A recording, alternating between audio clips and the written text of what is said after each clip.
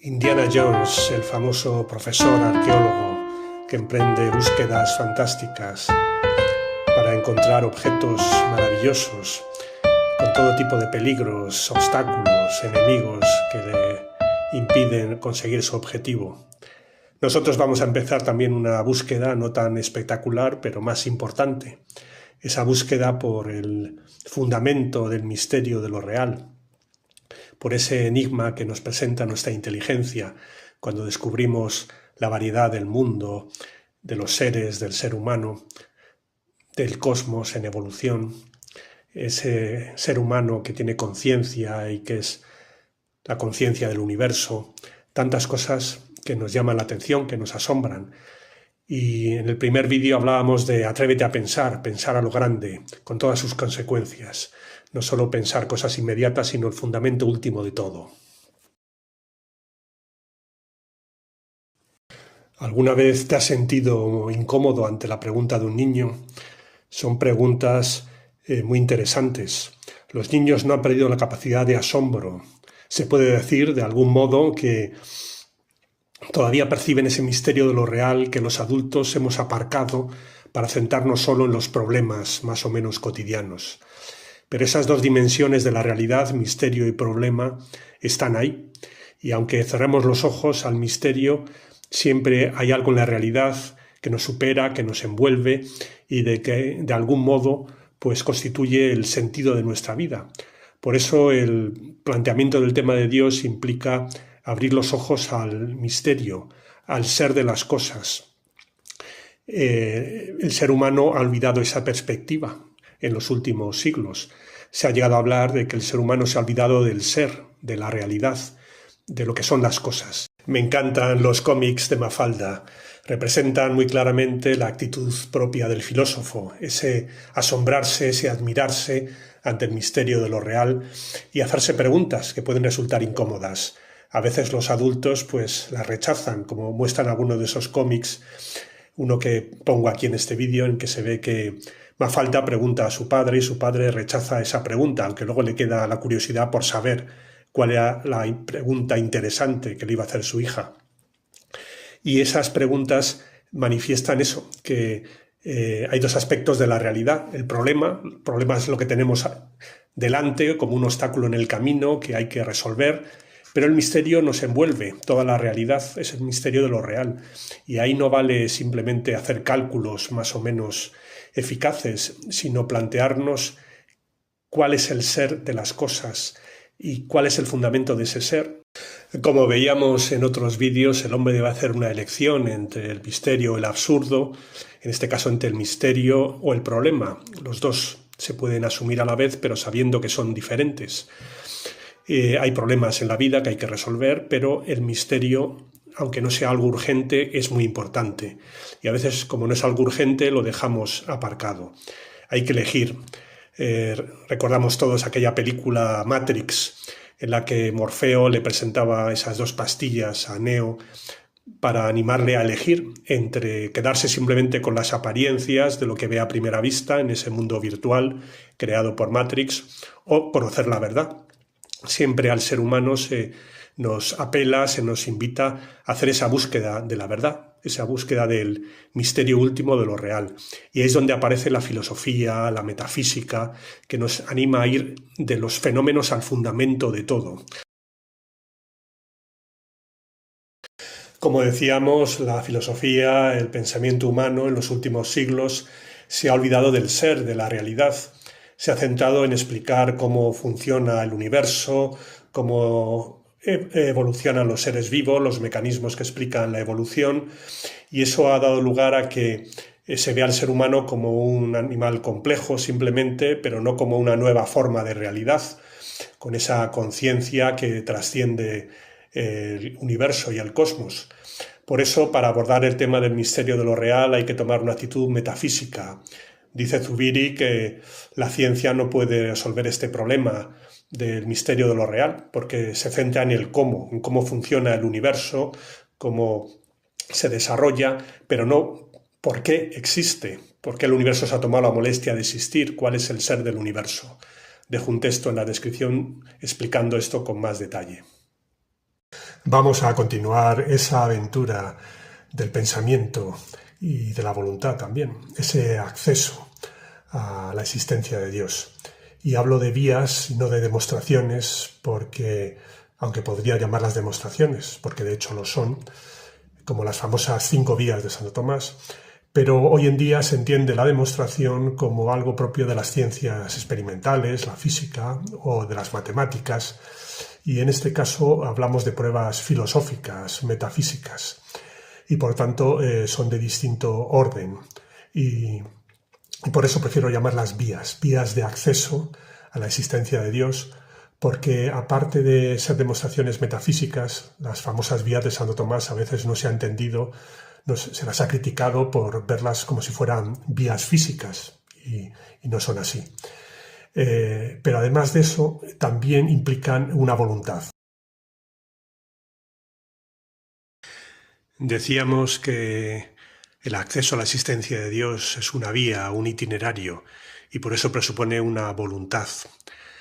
¿Eso por qué? Porque el punto de partida al que todo el mundo accede, más o menos, es advertir que existe un misterio en la realidad, porque nuestra inteligencia ya desde el principio nos abre a la realidad.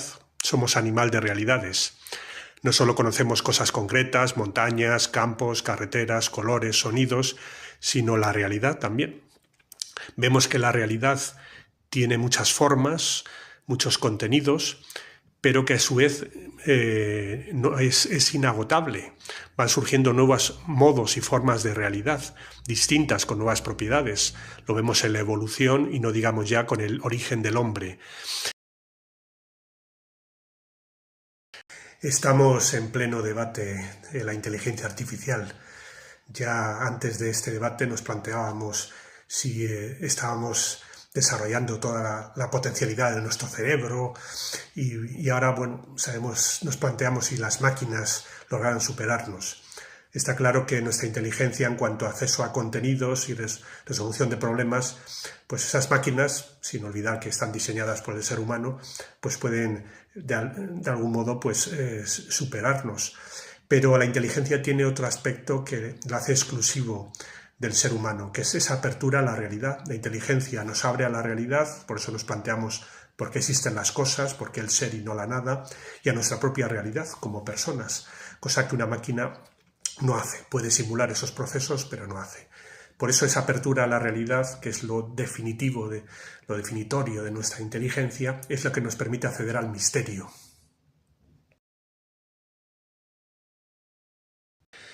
¿Cómo nuestra inteligencia nos ayuda a acceder al misterio? Pues muy sencillo. Nuestra inteligencia percibe que la realidad es inagotable y que hay muchas formas y modos de realidad.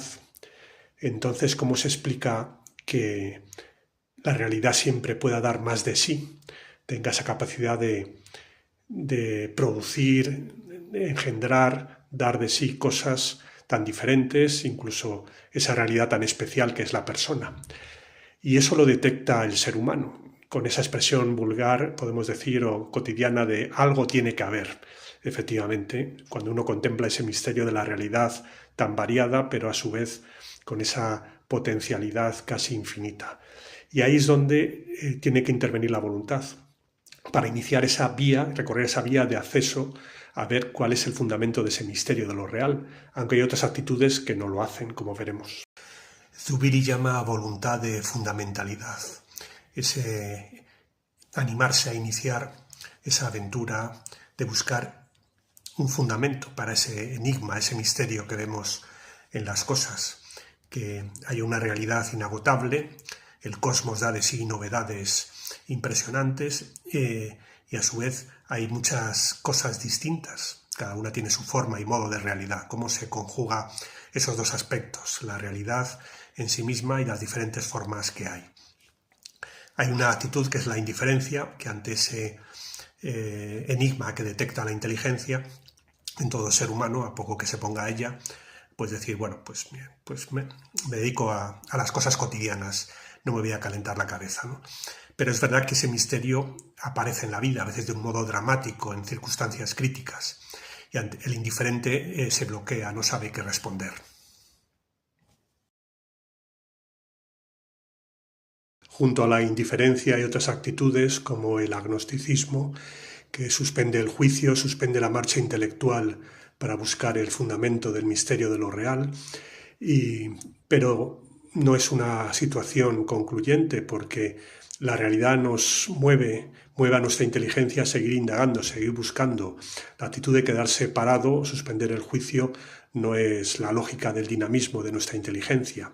Y luego está la actitud del ateo, que ante ese enigma de lo real dice que es un mero hecho y que no tiene ninguna explicación, ningún fundamento, y dice que no hay nada absoluto en la realidad, lo cual de algún modo es paradójico, porque si no tenemos un conocimiento absoluto de lo real, ¿cómo podemos negar que exista ningún ser absoluto? De todos modos, estas son el modelo de estas posturas, aunque en algún caso, en los casos personales, puede que una persona esté indagando sinceramente. Comenzamos la parte central de estos vídeos, las vías de acceso a la existencia de Dios. Hay muchos tipos de pruebas, demostraciones. Están las clásicas 5 vías de Santo Tomás, pero no vamos a centrarnos en ellas porque ya hay muy buenos libros y manuales de filosofía que las comentan. Como dije en el primer vídeo, voy a centrarme en algunas ideas de uno de nuestros mejores filósofos, Xavier Zubiri, que además tuvo contacto directo con grandes científicos del siglo XX, y también algunas otras ideas de filósofos personalistas que nos ayudarán a plantear este misterio, enfocar este misterio de la existencia de Dios, del fundamento de la realidad, y nos aportarán pruebas para acceder a él. Hay muchas pruebas, como decía, de la existencia de Dios, pero vamos a centrarnos en, utilizando esas ideas que hemos dicho de Xavier Zubiri, en 2 ámbitos. Uno sería la vía cosmológica, partiendo del universo y iniciar esa aventura de búsqueda del fundamento del cosmos, o si el universo tiene fundamento o no. Y segundo grupo será la vía antropológica, ver el ser humano, qué visión se tiene del ser humano según si se admita que hay un fundamento de la realidad o no lo hay. Veremos que son 2 opciones que nos permiten enfocar este tema. Pues vamos a comenzar con la vía cosmológica, que es la primera que vamos a abordar en el siguiente vídeo. Hemos dicho en vídeos anteriores que la inteligencia humana nos constituye como animal de realidades. Nos permite abrir a la realidad en toda su variación de formas y modos de realidad, y ya en esas operaciones intelectuales la inteligencia detecta un enigma, el por qué existe la realidad, y podría no existir nada porque el universo se ha tomado la molestia de existir. Y ahí la inteligencia puede progresar y seguir por esa vía o dejarse llevar por la indiferencia. Si sigue en esa vía, se plantea el ser humano se sitúa en una órbita de buscar cuál es el origen último de todo lo que existe. Es lo que Zubiri llama la ultimidad. ¿Qué es lo último? ¿De dónde procede todo? Una primera respuesta puede decir, bueno, que todo procede del cosmos, del universo, y no hay nada más. Esa sería la causa última. Si el universo es la causa última de toda la realidad, de todo lo que existe, con todas sus variaciones y formas, incluido el ser humano, pues de algún modo querría decir que el universo es autosuficiente, que reposa sobre sí mismo, que no necesita de ninguna otra causa para existir. El universo sería absoluto. Pero curiosamente es una imagen que era más o menos aceptada en la ciencia hasta el siglo XIX, principio del siglo XX. Pero en el siglo XX, con la llegada de la física de la relatividad, la mecánica cuántica, las teorías sobre la expansión del universo, el universo aparece como algo que no reposa sobre sí mismo, que está en continua expansión, que es finito, que es variable, está en evolución y que de algún modo pues todas las realidades del universo dependen unas de otras, son relativas entre sí.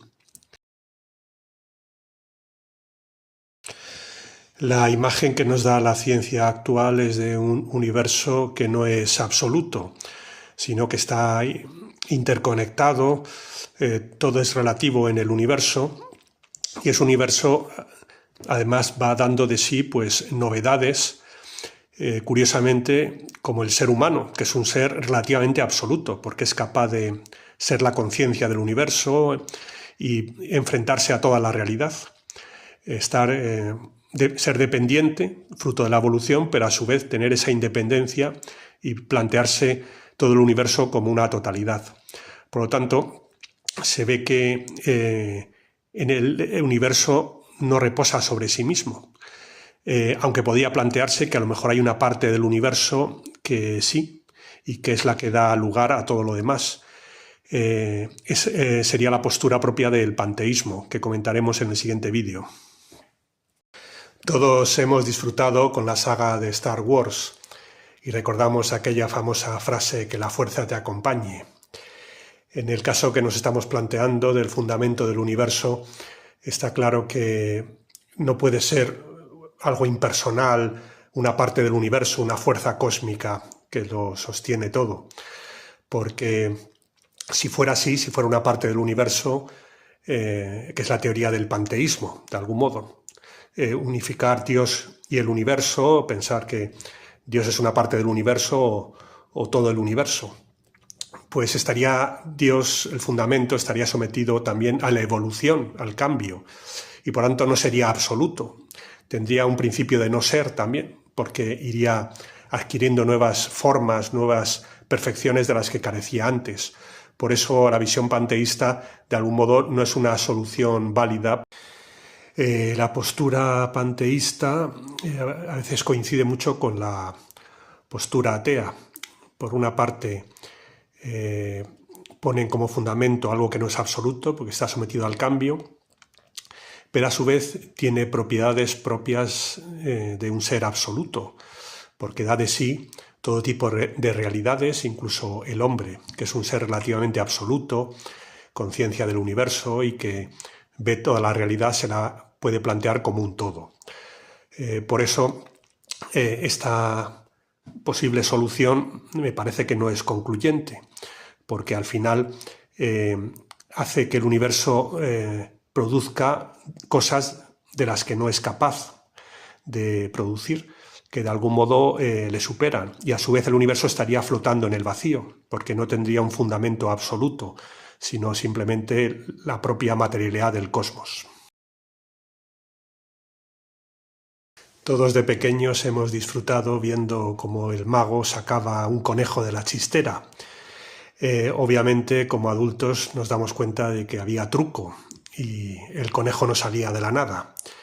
Pero curiosamente las posturas ateas o panteístas intentan decir que surge de la nada, por arte de magia, surgen cualidades nuevas en el universo, como la inteligencia, el ser personal, y hablan de milagros universales, como decía Jacques Monod, el famoso filósofo materialista, ¿no? Pues por eso pienso que hay una paradoja en esa postura que atribuye a algo que es relativo y no es autosuficiente como el cosmos las propiedades de un ser absoluto. Por eso pienso que el fundamento de la realidad no puede ser el propio cosmos, en el que todo es relativo, dependiente y está en continua evolución y cambio. Si el universo puede dar lugar a un ser relativamente absoluto, como es el hombre, pues quiere decir que el fundamento del universo debe también tener un carácter absoluto y personal, de algún modo, porque si no caemos en esa contradicción de que no había conejo y el mago consiguió sacarlo. Incluso muchos científicos materialistas reconocen que las cualidades personales son distintas.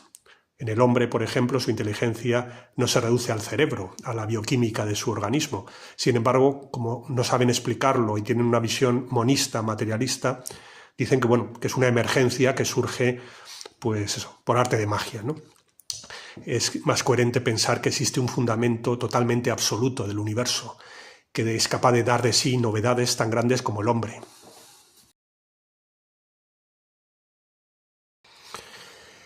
A veces hay gente que rechaza la idea de Dios porque piensa que eso, que es pensar en una especie de señor con barba blanca que está más allá de las galaxias y que, bueno, pues hace una especie de truco mágico para poder explicar lo que la ciencia no sabe. Y no es así. En la concepción, por ejemplo, de Zubiri, Dios es el fundamento absoluto de la realidad. Utiliza una expresión muy audaz, que Dios es trascendente en el mundo. Dios está en el fondo de la realidad, no está en un más allá perdido. Es lo que hace que la realidad tenga un carácter consistente y que el universo pueda dar de sí tantas novedades. Y que la realidad no se quede, como decía Nietzsche, en el último humo de la realidad que se desvanece, donde todo al final es nada, como ocurre en muchos autores nihilistas ateos. Dios hace que la realidad tenga consistencia, que el ser humano, que la belleza, todo sea algo real. Admitir a Dios como fundamento absoluto de la realidad implica tener confianza en lo real. Pensar que lo real no es una ilusión, una apariencia que se nos desvanece en las manos, como el agua que se escapa, un mundo meramente virtual como el de Matrix, sino que las cosas tienen una consistencia, son de suyo, como dice Zubiri. Y por eso la existencia de Dios tiene un valor metafísico. De algún modo es poner como fundamento de toda la creatividad del universo un ser absolutamente absoluto, que hace que el universo pueda dar de sí cosas que él mismo no podría dar, como es la persona, por ejemplo, la persona humana u otras personas que existieran en el universo. Por tanto, pienso que esta opción intelectualmente es más explicativa. Admitir a Dios como fundamento absoluto de la realidad implica tener confianza en lo real. Pensar que lo real no es una ilusión, una apariencia que se nos desvanece en las manos, como el agua que se escapa, un mundo meramente virtual como el de Matrix, sino que las cosas tienen una consistencia, son de suyo, como dice Zubiri. Y por eso la existencia de Dios tiene un valor metafísico.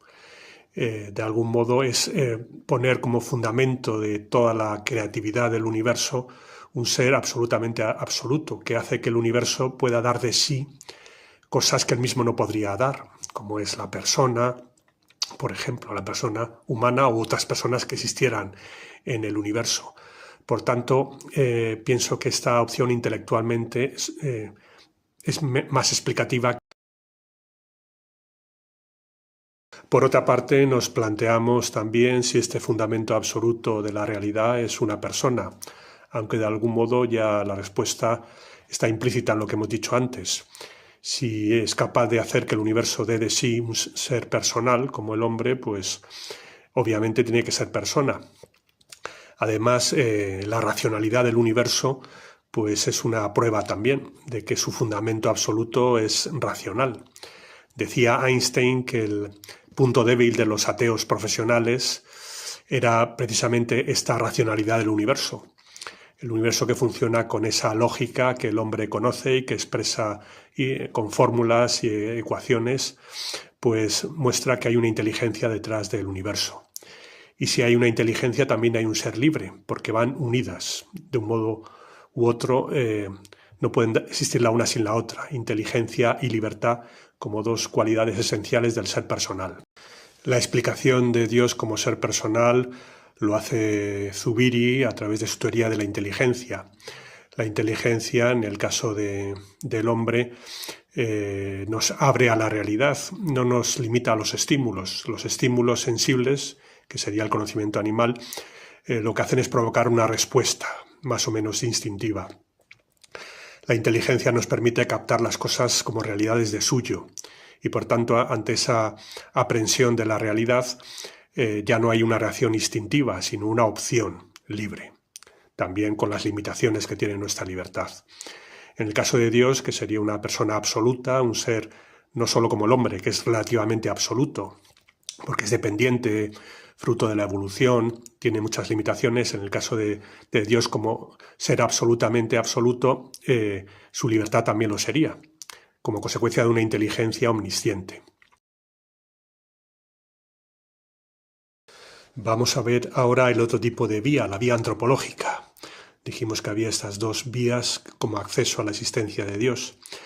De algún modo ya hemos hablado de ello. El ser humano como ser personal solo se puede reconocer admitiendo ese fundamento absoluto. Cuando se niega ese fundamento absoluto del universo, que llamamos Dios, la persona desaparece también. De hecho, pues algunos autores materialistas así lo manifiestan.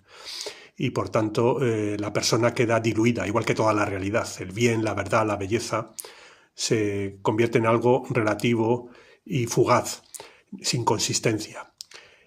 Por eso, la visión materialista hace que el hombre se reduzca simplemente a un conjunto de átomos, de células, simplemente un títere de su cerebro, sin realidad personal, sin dignidad y sin libertad.